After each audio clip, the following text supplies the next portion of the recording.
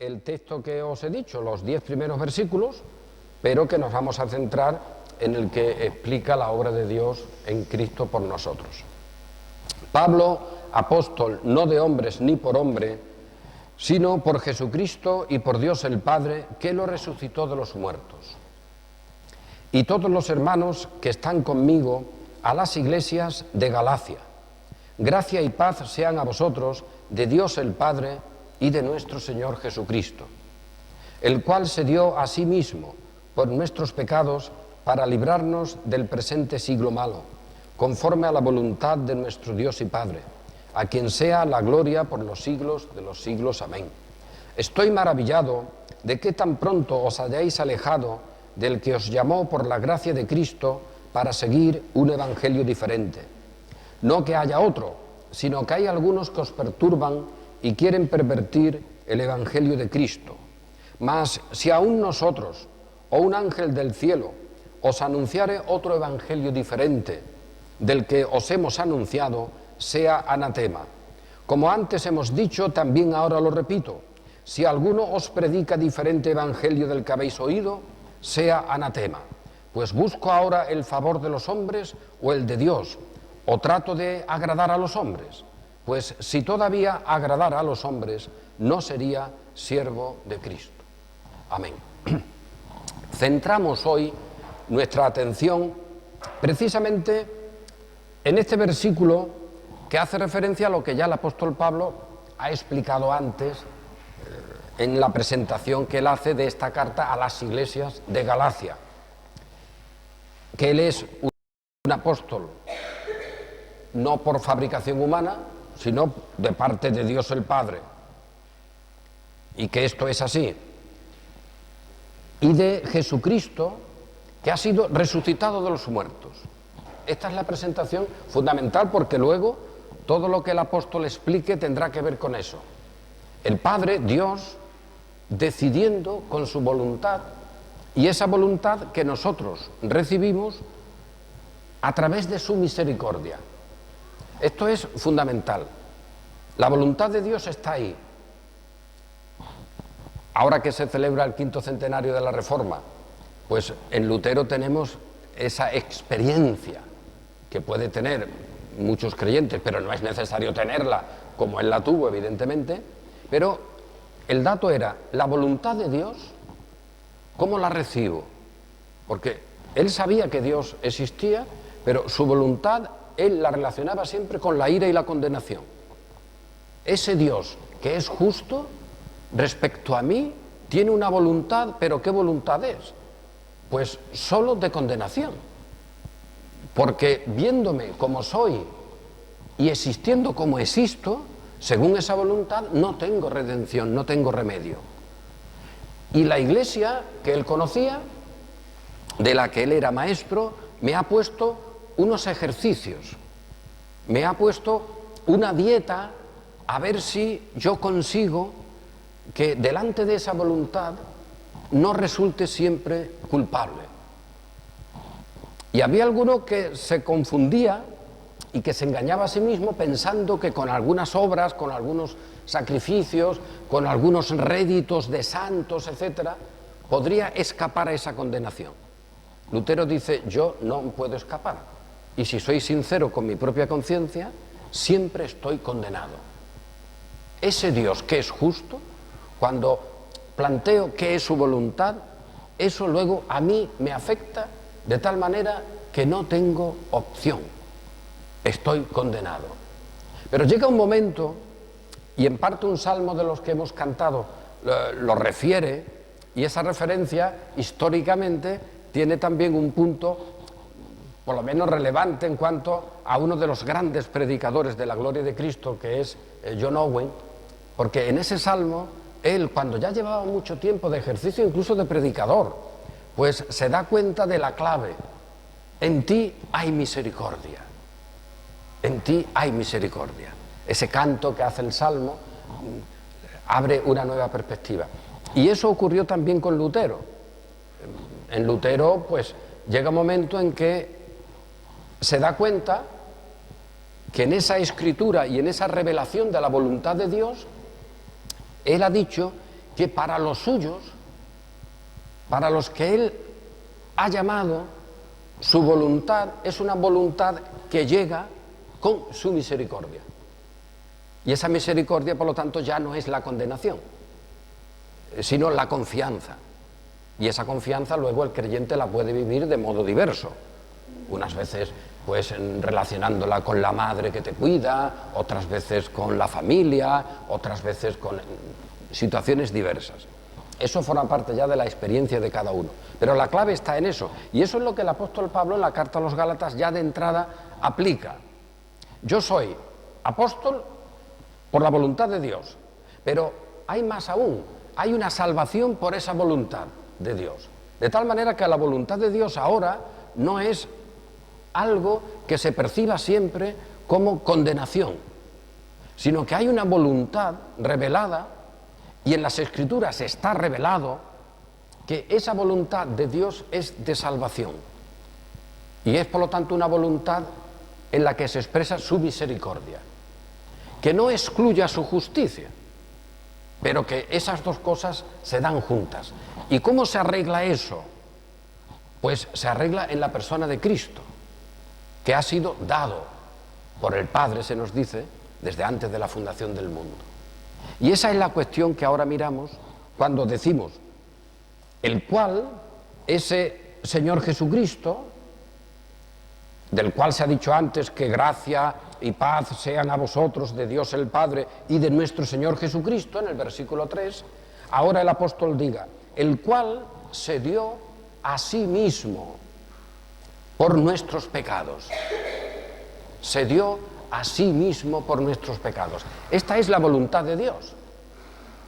Por lo tanto, aquí tenemos una condición imprescindible que luego va a servir para cuando Pablo tenga que explicar a los Gálatas cómo es que ellos se han apartado de este camino, cómo es que se han salido de la gracia. Porque ahora con lo que ellos planteaban, tenían las Escrituras, pero unas Escrituras donde el Mesías no había acudido, no se había entregado a sí mismo por nuestros pecados. Y esa obra la mostraban de un modo en el que esa situación de la existencia de Cristo, incluso de su resurrección, quedaba sin poder. Era una voluntad de Dios sin poder de salvación. Incluso cuando Cristo ha venido, el Mesías, ha muerto y resucitado, la voluntad de Dios para los Gálatas era una voluntad que no tenía resultado. Hoy se vive en una situación parecida. La voluntad de Dios, ¿a quién le importa? ¿Voluntad de salvación o de condenación?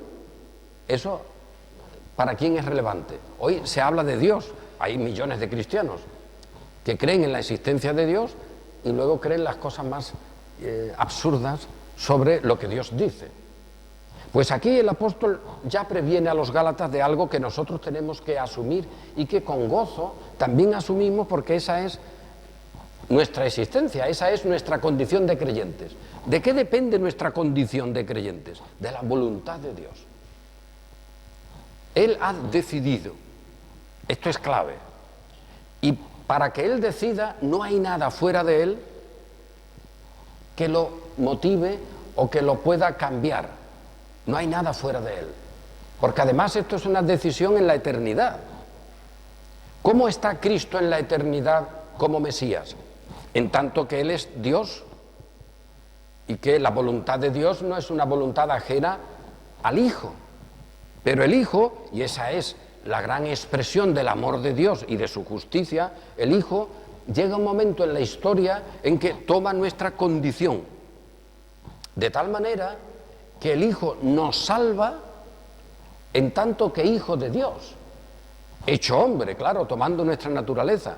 Pero es que esto, declararlo así y pararse un poco a pensarlo, es decir, oye, eso supone una obra, primero gloriosa, asombrosa, donde se revela el amor de Dios, pero evidentemente es una obra segura, es una obra que no puede tener luego trozos que se le caigan, no puede haber luego un ladrillo que se venga abajo, por muchos terremotos que haya en la existencia, en este mundo, terremotos espirituales, los grandes poderes que en la Escritura son esos elementos de los poderes del aire, etcétera, del mundo, pues por mucho que venga, ese edificio no se cae. Nuestra vida no se puede tambalear, no se puede caer, porque está en las manos de aquel que ha resucitado y está en la presencia de Dios con toda su gloria. ¿Hay algo de aquí que pueda afectar a los que están en la presencia del Señor, que pueda afectar a Cristo glorificado? Todo el mundo dirá, hombre, eso no, pero eso es después de la historia. Cuando ya acabe la historia, a nadie se le ocurre imaginar, incluso gráficamente, que habría una situación en la que Cristo está allí con todos los redimidos y que luego eso pudiera tener algún problema de alguien que se le ocurre escaparse de allí, o de alguien que discute, o de alguien que no entienda, o de los que están en la condenación, los que están separados de Dios, que vaya allí alguno a pincharle o a meterle el dedo en el ojo a otro. Hombre, eso no. Pero algunos aquí, en el presente, te dicen, pero ahora aquí es distinto. Ese Cristo que reina, aquí cuidado, que ese no puede reinar. Pues hijo, si no reina aquí, no reina allí. Porque su reino allí se expresa en la libertad y la conquista que él hace aquí.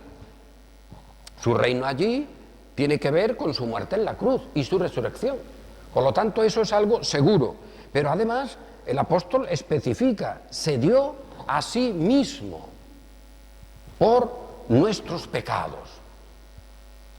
Pues fíjate, esta es la gloria del Evangelio. Tú quieres otro mal asunto. Los Gálatas, reitero, no habían negado las Escrituras en el sentido de quitarlas de en medio, las Escrituras del Antiguo Testamento, que es lo que hay en este momento, cuando Pablo escribe.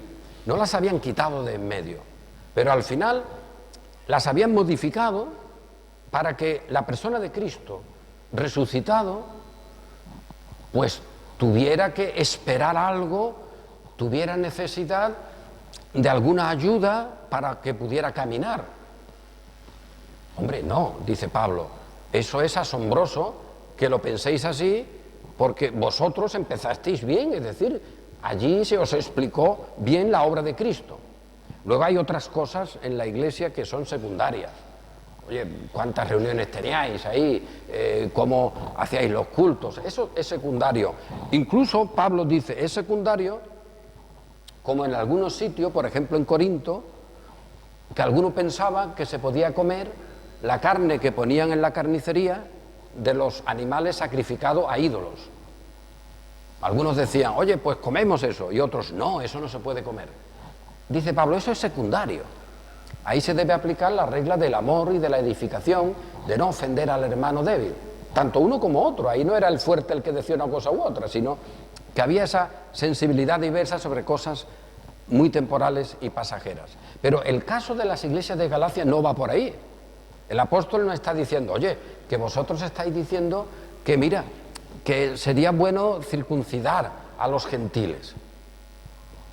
Bueno, vamos a ver, según en qué contexto, pues a lo mejor habría que circuncidar a uno, porque vamos a convivir con judíos y quizá fuera necesario hacerlo. Pablo luego nos explica que él hizo eso en una ocasión, pero cuando se impone como regla para poder tener salvación, Pablo dirá, de ninguna manera. Ahí ya no es un tema de costumbre o de opinión. Si tú dices que quieres comer la carne de la carnicería sin preocuparte de dónde viene, bien haces. Si tú no la quieres comer porque piensas que lo sacrificado a los ídolos paganos, tú no tienes que comértelo porque si no participarías en algo, pues también bien haces. Pero si alguno de los dos dice, para poder ser salvo, se necesita comer esta carne o no comerla, pues Pablo diría igual, oye, ya eso no es una cosa de opinión, es una cosa que niega la obra de Cristo. Y eso es lo que había ocurrido en las iglesias de Galacia. ¿Cuántas veces entre nosotros nos hemos planteado esta cuestión de nuestra relación con Cristo? Y siempre venimos a lo mismo. Mira, nuestra relación con Cristo no es una relación que se haga a través de la iglesia, que también vivimos esa expresión y experiencia de nuestra fe, pues con una congregación, con unos hermanos, en la comunión con otras iglesias, con otros hermanos de otros lugares. Eso es evidente, no solo con los de ahora, sino también con los del pasado. ¿Cómo no vamos a vivir nosotros ese pasado de comunión si tantas veces en esta congregación resaltamos cómo el Señor en su historia rescató aquí en nuestra ciudad a tantos hermanos, etcétera, con los cuales tenemos una plena comunión? Eso es evidente, pero al final decimos, oye, mi relación con Cristo, ¿dónde está? Pues está en la voluntad de Dios y en la cruz, y es una relación dispuesta por Dios. Dios la ha obrado y ahora yo la recibo y la siento con un caminar diverso. Entre los que estamos aquí es evidente que nuestra experiencia de la comunión con Cristo puede ser diversa y no pasa nada. Pero todos decimos, pero la clave está en que esta relación que yo tengo con Cristo la ha hecho Él. Es más, no habría que discutirlo, creados en Cristo Jesús. Oye, ¿eso qué significa? Que he sido creado en Cristo Jesús. Es que yo no tengo otro elemento. Ya no vivo yo, vive Él en mí. Esta condición de comunión, de identidad, es la que tenemos. Pero ¿de dónde nace? Pues de la voluntad de Dios. Y oye, ¿este evangelio te perjudica? ¿Este evangelio a ti como creyente te suena escandaloso? De ninguna manera, te suena glorioso. ¿Por qué? Porque sabemos, como creyentes, que si no hubiera sido por eso, nosotros no tendríamos ninguna opción. Porque siempre nos pondríamos delante de Dios, del Dios justo, que nos condenaría. Pero ahora esa misericordia de Dios ha puesto lo que nosotros tenemos, y que es, pues, la obra perfecta de Cristo. Se entregó, se dio a sí mismo por nuestros pecados. Con lo cual, el apóstol está diciendo, mira que nosotros somos pecadores, que nosotros no es que estemos aquí porque somos gente mejor. Eso es curiosísimo, ¿no? Hay mucha filosofía humanista en nuestro tiempo que habla de que una sociedad es mejor que otra, incluso que una raza es mejor que otra.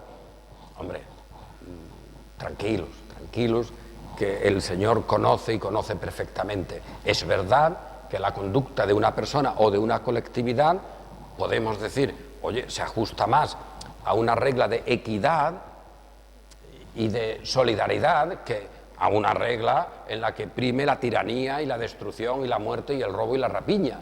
Podemos objetivamente decir, este cuerpo social no practica este tipo de actos tan indeseables, pero al final, buenos, al final decir que uno es creyente porque logró aceptar a Cristo en medio de una experiencia que lo subliminó o algo así, hombre, no, que no. Él es el que se ha dado por nuestros pecados. Y ahora la clave, que en el comentario que hemos hecho durante tanto tiempo de la carta a los Hebreos, para nosotros es evidente, no solo por esa carta, por otros datos también de la Escritura, que se dio por nuestros pecados. Por lo tanto, nuestros pecados han sido perdonados.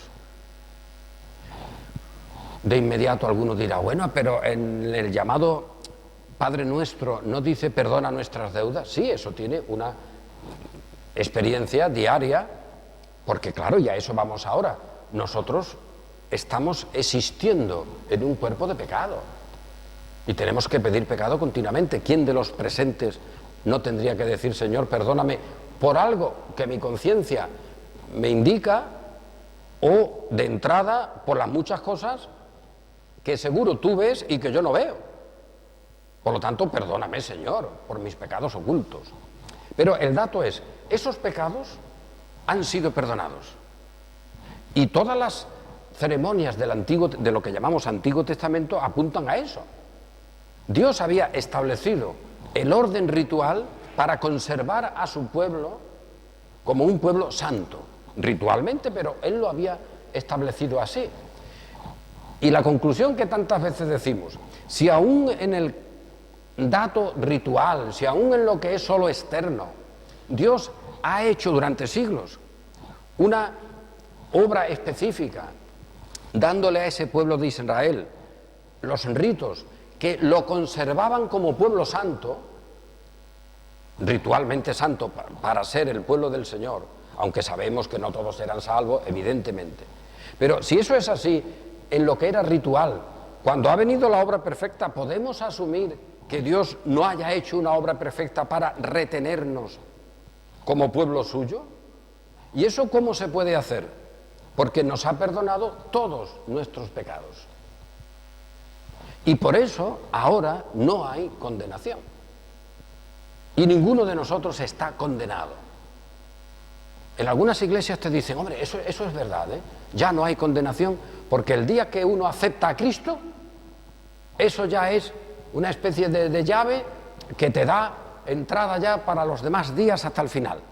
Tú al final de tu existencia llegas allí a la puerta del cielo con la llave de tu aceptación de la obra de Cristo y has dicho que Él es el Señor y mira, llegas allí y eso ya te abre. Eso es falso.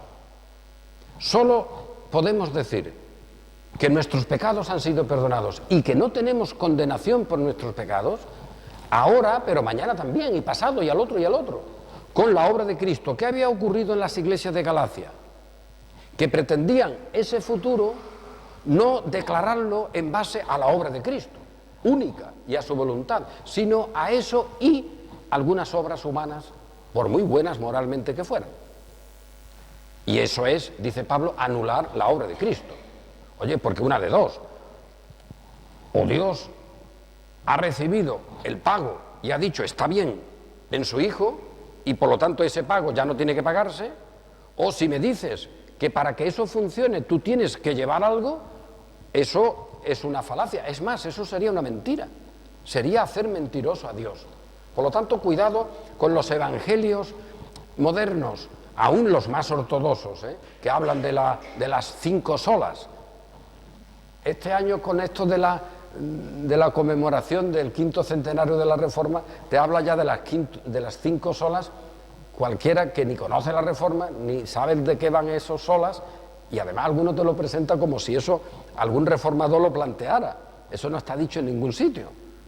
Esas solas, llamadas así de la Reforma, son deducciones, hombre, son elementos que podemos sacar y decir, oye, mira, la Reforma frente a la Iglesia romana, pues ella decía que había que poner esto y esto, y la Reforma dijo, pues solo la fe.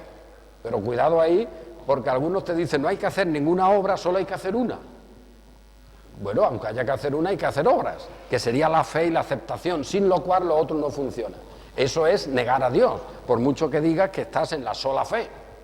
Estás en la sola fe y estás en una fe que es obra humana o necesita la colaboración humana, consecuencia, estás fuera de la gracia. Así que por mucho que diga luego sola gracia, esa sola gracia a ti no te va. Solo Cristo, sí, solo Cristo es lo que tú le pongas. Esas cosas hay que tenerlas en cuenta. Efectivamente, Él se dio a sí mismo por nuestros pecados. Y además dice, para librarnos del presente siglo malo. A ver, ¿que no nos libró Cristo con su obra? Sí nos libró. Pues estamos librados. Eso elimina luego nuestra vida cotidiana en la cual tenemos que decir, líbranos, Señor, del mal. ¿Significa eso que ya no hemos de estar atentos, siempre con cuidado, porque el diablo, como león rugiente, anda alrededor? Hombre, pues evidentemente una cosa no quita la otra. Pero la otra que no quite a la una, que no quite a que nuestros pecados han sido perdonados para librarnos del presente siglo malo. El Señor con su obra nos ha librado. ¿Por qué, pues, esta situación que la propia experiencia del creyente acredita? Mira, yo soy salvo y no tengo condenación.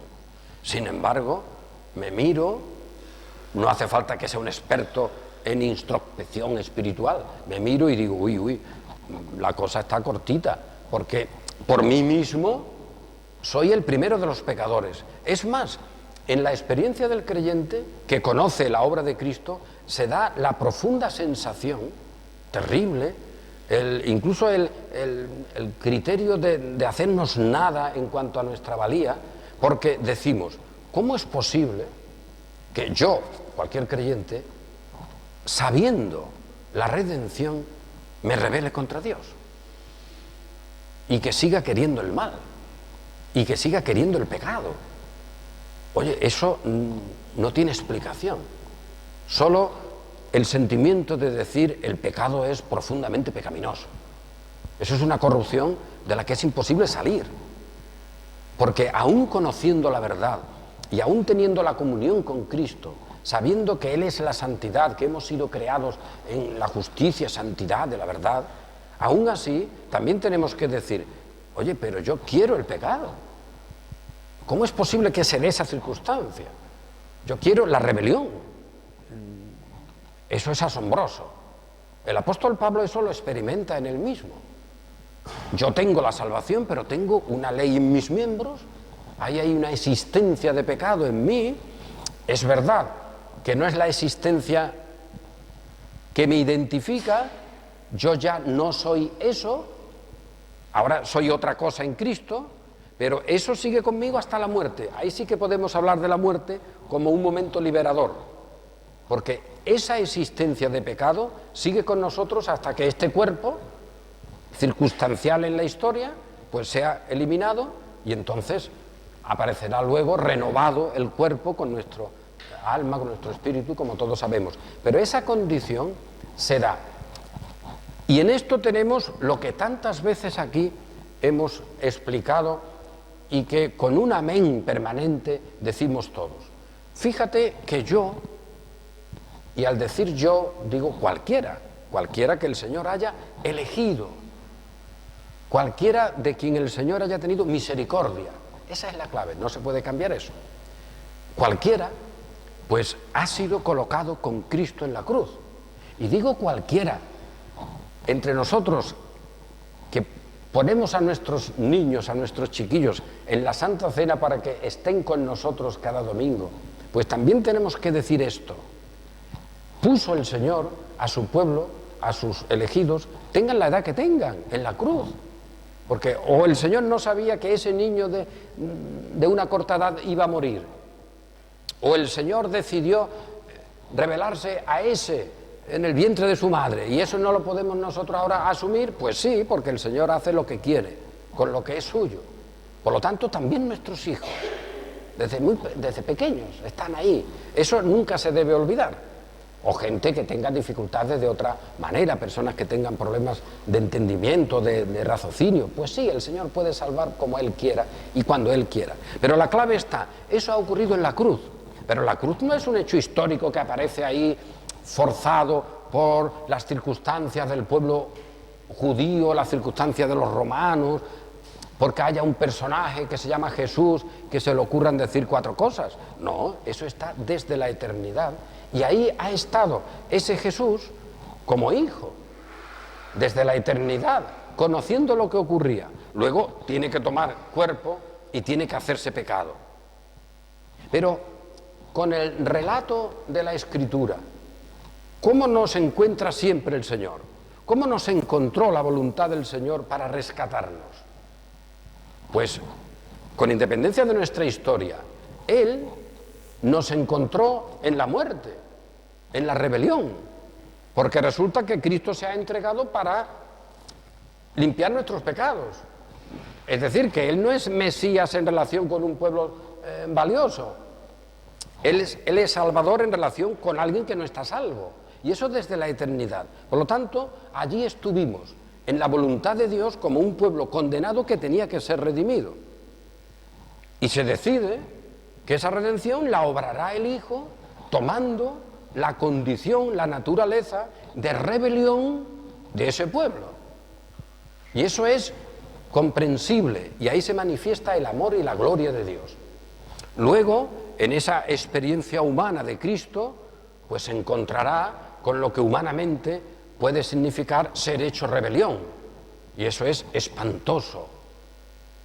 Y tiene que haber esa frase tremenda de ¿por qué me has abandonado? Ese criterio de que ya la justicia de Dios está condenando al que es el Hijo, en cuanto a condición humana, que ha sido hecho pecado por nosotros.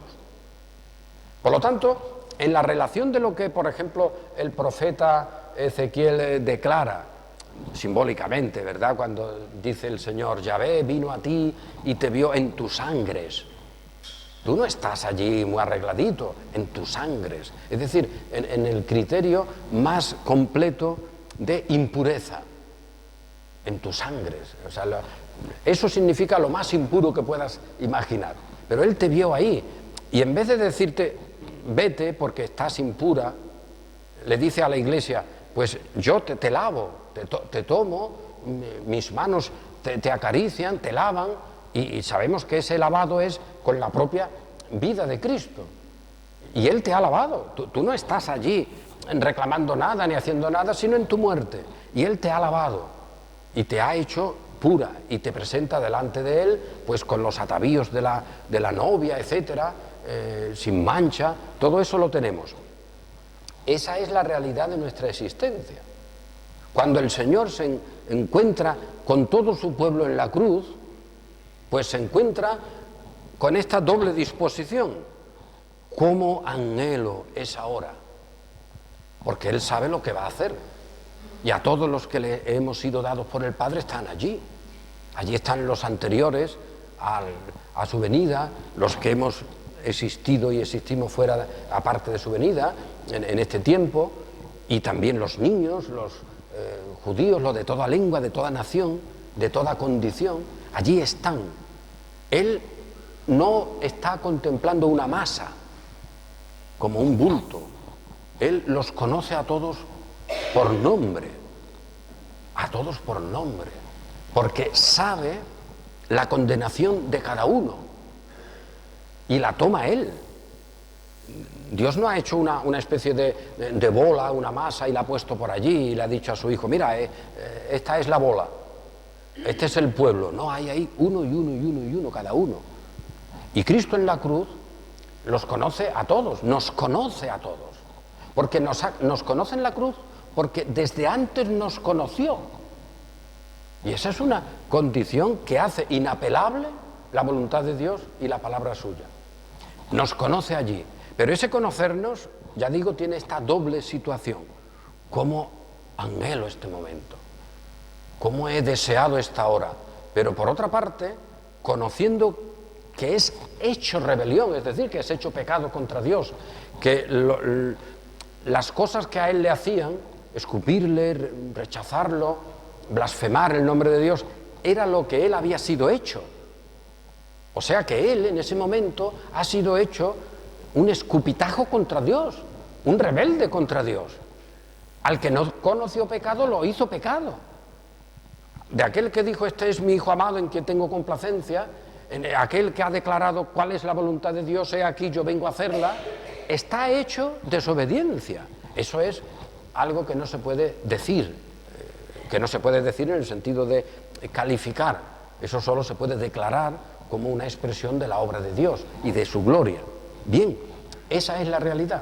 Y Él ya nos encontró en la cruz tal como somos. Tal como somos. Nuestra historia toda estaba con Él en la cruz. Toda nuestra miseria. Él nos vio allí en esa condición de sangre, de impureza, de condenación, y se hizo impureza por nosotros. Bien. Y ahora tantas veces hemos dicho, este Dios para librarnos del pecado, de este presente siglo malo, conforme a la voluntad de nuestro Dios y Padre, ahora resulta que Él, por su Espíritu, llega a cada uno de nosotros en nuestra historia. Y Él se encuentra en nuestra historia, con cada uno de nosotros, con quien ya se encontró en la cruz y que pagó todos sus pecados. Entonces llega a nosotros en nuestra historia, y el mensaje del Evangelio, esa buena noticia es, tus pecados son perdonados. Ya no hay condenación. ¿Por qué?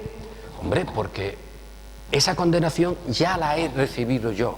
Yo he sido hecho condenación por ti. Por lo tanto, yo he sido hecho tú con tu pecado. Y ahora tú eres hecho yo con mi justicia y santidad. Y esto es lo que ocurre en la historia de cada creyente. ¿Cómo? De manera diversa. De manera diversa. Podemos tener experiencia de eso de manera diversa. Podemos recordar más un día, otro, tener una sensación más continuada. Pero eso ya ha ocurrido con nosotros que somos creyentes. Por eso decía antes, pero luego están las exhortaciones que se nos dice en ellas, oye, tened cuidado, vigilad, estar atentos, atended a los que causan divisiones, cuidado con los falsos profetas, que por cierto, eso los gálatas no lo habían hecho mucho, también hay que decirlo. ¿Y ahora qué ocurre? Pues pongamos esa secuencia. El Señor ya me encontró en la cruz como yo era y me dio la identidad suya en la cruz. Y eso era por la voluntad de Dios desde la eternidad. Antes de yo nacer o antes de que nadie haya nacido. Eso ya estaba decidido, era la voluntad de Dios. Pero luego me ha encontrado en la historia. Y me ha encontrado un día determinado, como Él ha decidido, yo no lo sé, pero Él ya ha establecido la manera de encontrarnos. ¿Cómo nos ha encontrado? Pues si miramos hacia atrás, resulta que nos ha encontrado preparando un cambio de ciudad de nuestro abuelo.